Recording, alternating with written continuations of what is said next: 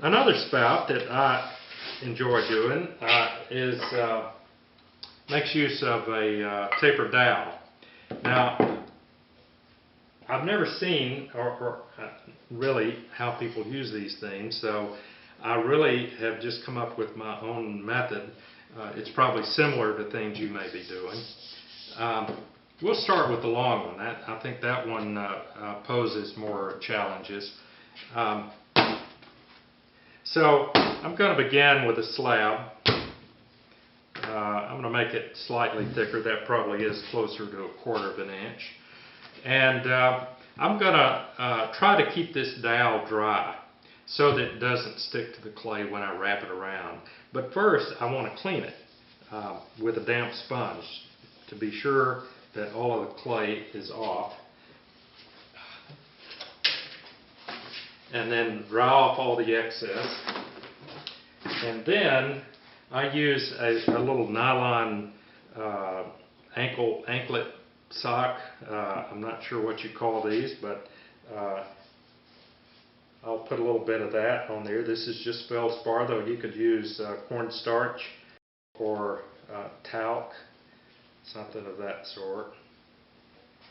I like to keep it there in that little bowl so it doesn't get all over the place. And then I'm going to roll this slab around the center section.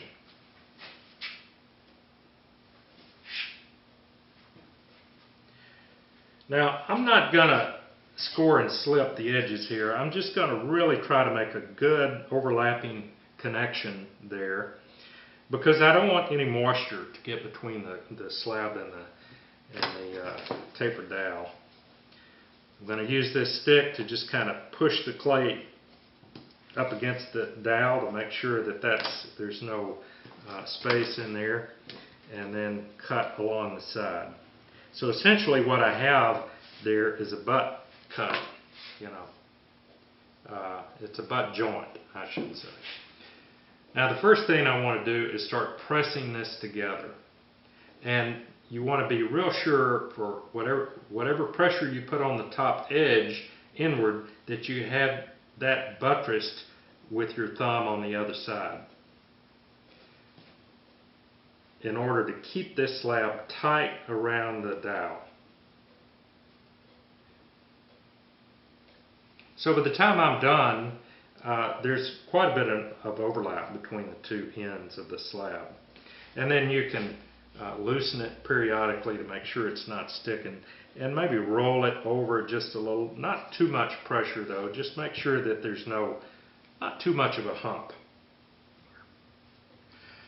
Okay, the slab is still loose on the dowel, but tight around it, and I'm just going to cut the ends off even.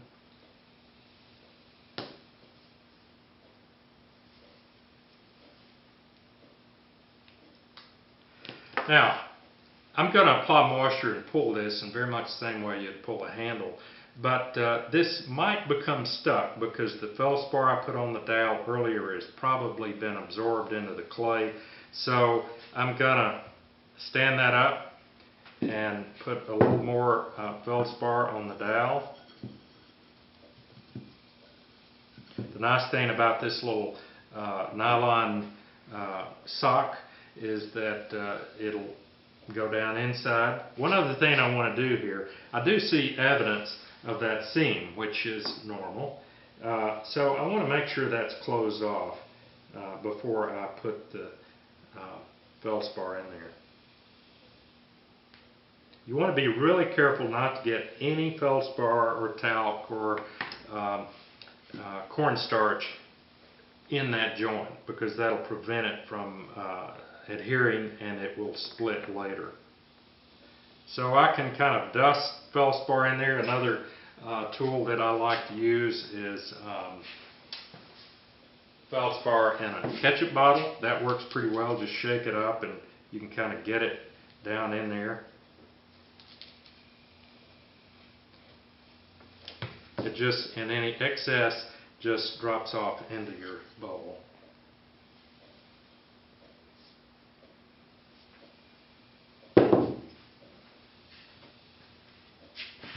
I want to focus first on the seam because it's probably still just slightly thicker there. The real key to maintaining your shape and even wall thickness top to bottom and all the way around is to constantly turn this as you go.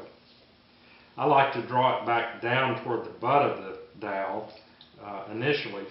Again, being careful not to get the dowel wet. Just keep the water on the clay.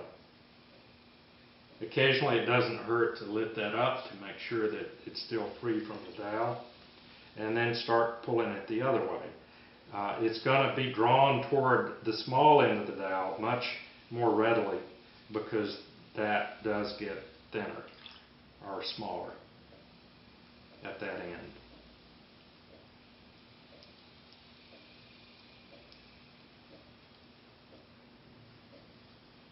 Again, be sure to keep this thing rotating so you're not going over the same area twice or too much.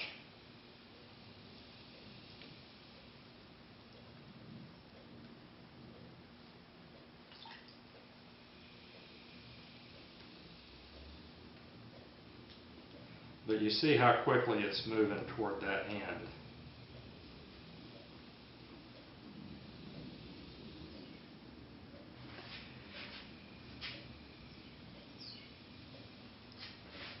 Again, I want to cut this off.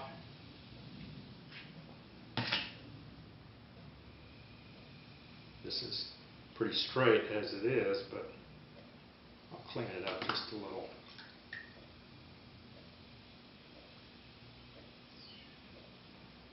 And then, if you've been successful in keeping that dry, this is just the dowel dry. It's an easy matter to just pull the dowel out.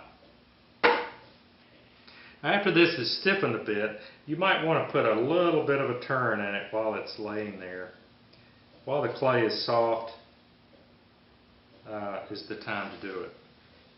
I'm going to lay this one aside and talk about this spout. This was made in the same exact fashion, though around this dowel, tapered dowel. Actually, this is a tool probably not for making spouts, but I think I did buy this at a pottery supply. But it came off the same way. Now, to shape this, I want some curve here because this is so static and rigid. And I'm going to do exactly the same thing I did with the spout made around the template and close this off.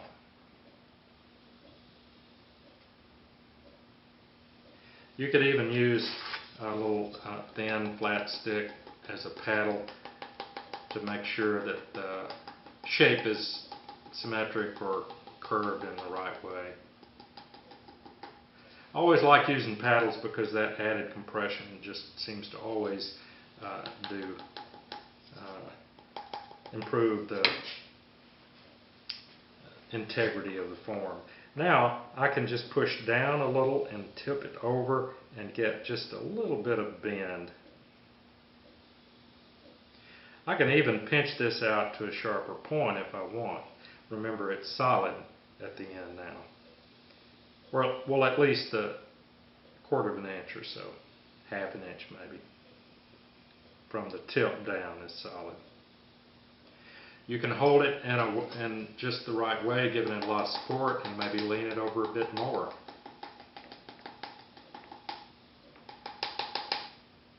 Remember to look at every curve from every point of view.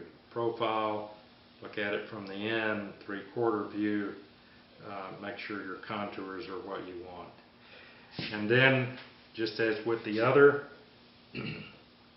slab, or the other spout, I'm going to cut back and then cut straight down.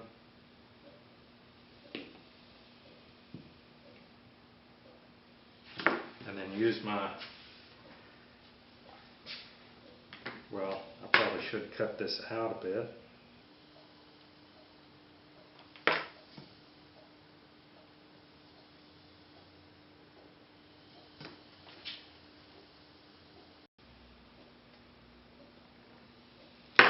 and use my little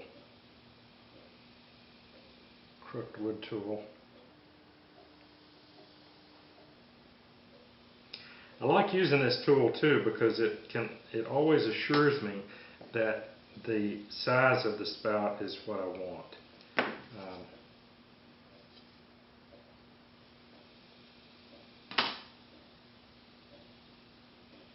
Another thing I like to do, and to add just a tiny bit more of a gesture to the end of that spout, is to take a little bit of the thickness off the top with the surf arm tool.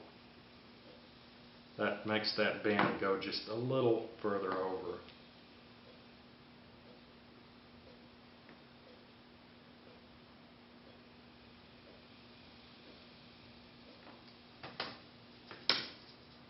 Again, the paddle will help to take away the marks from the surf arm tool. And then it's just a matter of cutting this off. I want to make sure that I get that angle symmetric. One thing you can do here to ensure that is, after making the cut, lay it on its back and see if it leans from one side to the other. If it does, just take a bit off.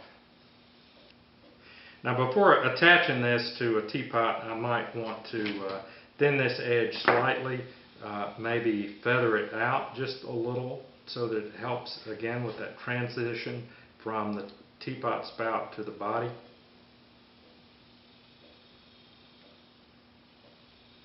And then clean it up a bit more with the surf arm tool so that it perfectly marries with the teapot. And then that one is ready to apply,